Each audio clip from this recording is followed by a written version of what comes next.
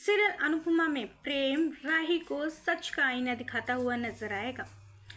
दोस्तों, हम आपको बता दें कि राही अनुपमा के पास आती है और अनुपमा को काफी कुछ उल्टा सीधा सुना देती है। राही अनुपमा से कहती है कि आप तो माँ कहलाने के लायक ही नहीं हो।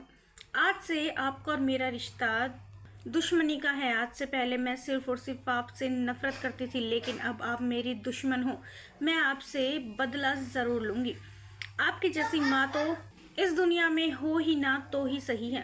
पता नहीं वह कौन सी अशुभ घड़ी थी जिसमें आपने मुझे देखा था। काश आपने मुझे देखा ही ना होता तो आज हम एक दूसरे के साथ ना होते और ना ही आप मेरे लिए इतनी बड़ी मुसीबत बनती। वहीं प्रेम सब कुछ खड़ा खड़ा सुन रहा होता है, फिर उससे बर्दाश्त नहीं होता। प्रेम राही पर चिल्लाता है और कहता है कि बस भी करो, तुम अनुपमा जी से ऐसे बात नहीं कर सकती हो, वो तुम्हारी माँ है। राही कहती है कि माँ ऐसी नहीं होती है। तभी प्रेम सच का आईना दिखाते हुए राही से कहता है कि राही, माँ ऐसी ही होती है जो अपनी फिक्र किए बिना अपने बच्चों की जान बचाए।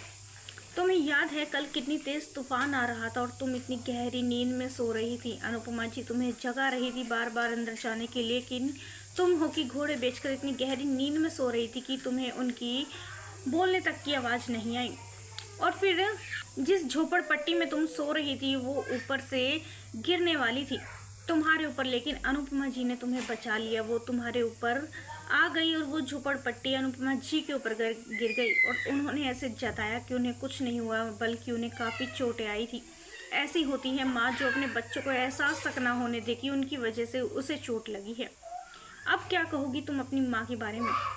तभी राही कहती है ये सब झूठ है, और अगर इन्होंने मेरी जान बचा भी ली तो कौन सा बड़ा काम कर दिया। आज तक तो ये अपने बच्चों की ही जान बचाते आई हैं। ये सब इनका एक दिखावा है, दिखावा और कुछ नहीं। दोस्तों, क्या लगता है आपको? क्या राही और अनुपमा के बीच आई दीवार कभी मिट पाएगी?